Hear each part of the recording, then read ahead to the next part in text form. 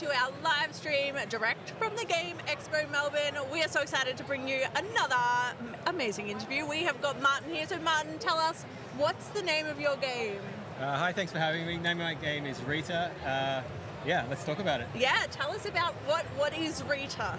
Rita is a cozy puzzle adventure game where the puzzles are primarily like word-based puzzles, so think crosswords, word finds, rebus puzzles, that kind of thing. You're this little chicken, like this kind of thing, running around the world. You're picking up letters, you're picking up pieces of newspaper, then you might get stuck, so you open up the newspaper, solve some puzzles, and then the world will open up for you. So maybe like a staircase will appear that wasn't there already, or maybe you'll get an ability like to be able to jump, that kind of thing. So a bit of that Metroidvania loop about it. Yeah, awesome. And where did the idea for the game come from? Yeah, so the game was originally a little game jam thing that I did a couple of years ago. I did it as a little bit of a tribute to my grandmother. Her middle name was Rita, and that was very much just a puzzle game with a similar mechanic. You would create words and the world will change for you. Yeah. And then people sort of ask, like, what's the story behind it? Like, why did you do this? Why is it a chicken? And then I go a bit more in depth about that. So it's a chicken because we used to call her, in the nicest way, we would call her the old chook or the old duck. Like it was an endearing term. Yeah. We called her that, and then just all the story that's laid in there, like all the things you do with your grandparents. Like we played Scrabble a lot. We did word finds together. So it's just all those things, and then the nice little moments that the two of us had together. So as you play longer in the game, her character gets older, and then my character will hatch, I guess you say. Yeah. And then there's sort of an adventure of the two of them. Yeah, so tell me more about that story, because I know it's quite a wholesome story that you've got going on there. You mean the grandmother part? Yeah, the whole story behind it. So, I guess I was lucky enough that I had a very good bond with my grandparent, and we played Scrabble together. I actually taught her how to use a PC, and we had a Scrabble game on there. So just looking back, like we did a lot of those things together. She would come over and play Scrabble with me until midnight as a 70-year-old. Like, it was pretty crazy. So then, I just did a lot of things with her, and then reflecting back on everything that happened and the things I kind of passively learned or actively learned. She's a very generous person, and the first lesson in the game, we have these things called lessons, and the first lesson in the game is you've got to keep your brain active, and she used to say that. She'd be there with a crossword puzzle, I've got to keep the mind working, you've got to keep going. So she left a big impression on me, so it's quite easy for me to have motivation and story behind the game. Yeah, and so the story in the game itself, did you want to talk about kind of the plot, the very top level, no spoiler version of the plot? Yeah, I guess there's no villain, there's no antagonist, there's no that kind of thing. It's just meant to be a cozy experience, and hopefully the puzzles keep you going. But then the story, you bond with the character and you learn some of the things that maybe I learned. But I always try to say that it's not specifically me and my grandmother, it's any grandchild and their grandparent, and a lot of people did have a good bond with their grandparents, so maybe you learn a few things from that. Certainly not trying to be in your face, teach you lessons, but why not pass on the things that I liked, and at the same time it's not too heavy, it's it's light and enjoyable. Yeah, awesome. And so how long have you been working on the game? Yeah, I did that game jam thing, I think it was 2022, and then I just sort of left it and didn't really think about it for a while. Yeah. And I was dabbling with some other projects, and I came to PAX 2023, and I was just I saw all the other games, and I saw you guys doing things like this. I'm I just got to get involved. Yeah. Where's the motivation? Where am I going to be able to stay on point? So this was the game, and I just fleshed it out. I was it obviously has to be a chicken, just that. All these things were obvious steps. Yeah. And I just sort of kept moving. Showcased it at PAX last year. Now this is only the second time that we've gone public showing it. So just learning everything as we go. Learning marketing, learning the whole process, and it's good. It's a good ride. Yeah. And so have you had any moment yet that has really made you feel like this is all this work you've been putting in, all the hours are worth it? You mean other than this? I mean, yes and no. Every time someone plays it and you can see they really like it, it's so good. We've had this little boy today, I'm not sure who he is, but he's been at the booth nearly all day. So people fall in love with the game and the character. It's really building you know, and I think going down the road, I'll have maybe some more wins, you know, releasing and showcasing, hopefully. Yeah, of course. But yeah, the best thrills are when you see someone, they play the game and they, I like it, and they want more, and that's the best win for me. Yeah, absolutely. And so, what are some of the other kind of highs and low points? We know game dev life is very tumultuous. Yeah. So, what are some of the other highs and lows that you think you've had? I guess the lows are like, you know, there's a lot of rejection. You apply for so many things. It's quite difficult. You take the wins when you get them, like TGX and PAX. The highs are, I really just like seeing someone enjoy the process of the game and the puzzle. Highs and lows, you asked, didn't you? Yeah. Lows, you know, you have doubts and you're not sure if it's good enough. You're not sure when you'll be able to release. Like trying to get exposures. So this is why this is so good. Thank you. Yeah. It's a roller coaster. But I think what's good about these things, and we were saying before, everybody sort of builds each other up. Like you guys are growing, the other games are growing, and we sort of all grow together. Yeah, that's the best thing about the indie scene, I think, particularly in Australia. We are very lucky.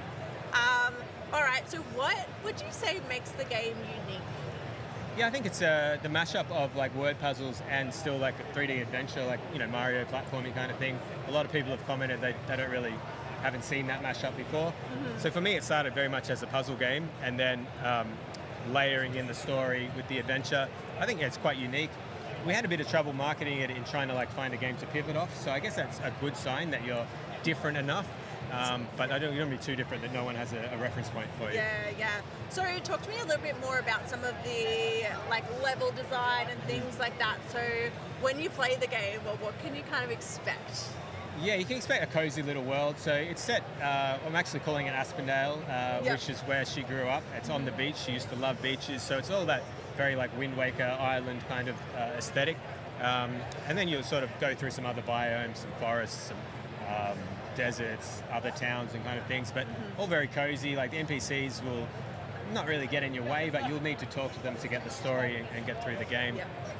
And then we have these things called memory worlds, which if you've seen some of the footage, maybe it looks sort of like this outer space kind of thing. And that's very much where I put in the story and the lessons and the things that we did together, like that example of the keep your brain active or one step at a time, those kind of things. One that I really like, I might have said to you last time, you know the saying, love all, trust few, paddle your own canoe. I really like that saying. So those kind of little things done in a playful puzzle. Yeah, awesome. And like the word puzzles, you've got some Scrabble elements in there. What other kind of word puzzly stuff have you got in there? Like what are the main types? Crossword heavy in the main world, but with some spins on it. So we have like a poetic crossword. I'm having one. Oh shit! We got a visitor. This is Rita, everybody. Rita, IRL. Didn't know this was happening. Hello. What's your name? Rita. Oh, nice to meet you. I'm going to go now. Okay. Whoops. Interrupting chicken. Okay, that is not something we've had on a stream before. Where were we? The puzzle. So you got crossword puzzles. Yeah. Crosswords it's crossword heavy in the main world with tweaks like I've got like a poetic crossword. I'm going to have this it's called a Roman crossword, things like that. Then you go to the side worlds. There's like word finds, word search, or whatever people call it. Rebus puzzles. You know, there's like I understand that kind of puzzle. Maybe some emoji stuff later in the game, but all tweaks around the classics. Yeah, and so. When you first started, it was probably like a much smaller scope. So how have you kind of built on that original Game Jam idea and expanded it out into a fully fledged game? It's a good question. I guess the stories, all those memories I was talking about, they're like pillars in the game. So they're sort of stretch those out and in between them put the world exploration, put little barriers to get you to that next bit of the story or that next puzzle. So I guess that's how I've elongated it. I always wanted it in this like bright beach kind of world that she would have liked. So that's how I'm getting more length out of it. Unfortunately, I don't have any more lessons than I've already got. So it'll be about 10 to 12 of these side quest puzzles, but space that over like 4 to 5 hours. Yeah, awesome. And are there any kind of extra kind of features and things that you've added since we spoke last? What's features? Good question again. I want to make it very accessible, right? And a lot of people say, is it going to be on Switch? So Yeah. I've spent a lot of time trying to get it to work on like, Xbox or just controller Yeah. style. And you've got words. It's a lot of like dragging you might have played last time. So just trying to really refine that to get it the net as wide as possible in terms of who can play it. We're never going to get like the shoot FPS kind of players playing, but yeah, keep the net wide in that regard. I've just been doing a lot of refining. Like the demo here is fairly polished. It'll be pretty close to what goes on Steam Next Fest whenever we do that. So yeah, that's playability. I've already got all the story and the puzzles like ready to go. So yeah. Awesome. And what are you most excited about people getting to experience in the game? Yeah. Originally, I would have said like the puzzles and that aha moment when you get it and you move on, but ideally, I would hope that maybe they bond with the character, and then some of the story that they might be able to project onto their own relationship with their grandparent. Weirdly, that's sort of become more important to me as the game's gotten on further. I started off just as a puzzle guy, like I love puzzle games, but now I'm learning that like, you can layer things on top of it, like a good story. Yeah. And so, tell me some more about like the game development journey. Like, what other lessons have you learned? Oh, that's good. Meta lesson, a lesson on the lessons. A lesson on the lesson. Oh, learned about game. Honestly, I always say the marketing stuff. It's just, and Alex says it as well. Like, you got to start basically when you start the game. But if you have no budget or you're not sure that you want to take the game to the end, you can't really start. So, a chicken and egg kind of situation to get you to the end. So, yeah, I'd say learning about marketing and convincing people to wear a chicken suit and doing an interview. When I tried to become a game dev, I didn't think I would be on like a live. It's kind of cool. Yeah. It's all the things you don't think about. Yeah, exactly. And are there any other things you think you've kind of learnt more on the development side? Like technical wise or game? Or just in general about like the process of making a game. Is it what you expected? The game bit itself, yes, because like you're fully in control of that. You sit down, you're the one coding, or you're the one drawing, or you're in control. But then when you want to put it on platforms or you want to outreach to media, you're not in control anymore. Or if you want to like get into showcases, like you're really not in control. So not the core bit, no, but everything else. Yeah, all the extra stuff that comes with. I mean, not to downplay it. Like it's important. You've got to do it. It's hard. Yeah, of course. Awesome. And is there any other kind of Easter eggs or secrets or like features in the game that you're really excited about? Or I love the beginning of the game, and it is on show here because I want to put the best foot forward. But when I do the demo, the absolute start of the game will be not in the demo because I won't tell anyone, so come play it, please. I won't do that because I think it's gameplay exclusive, here at TGS. Just blur it out, put it on your feed. I want to keep that as a treat to people who get the full game. Yeah, awesome.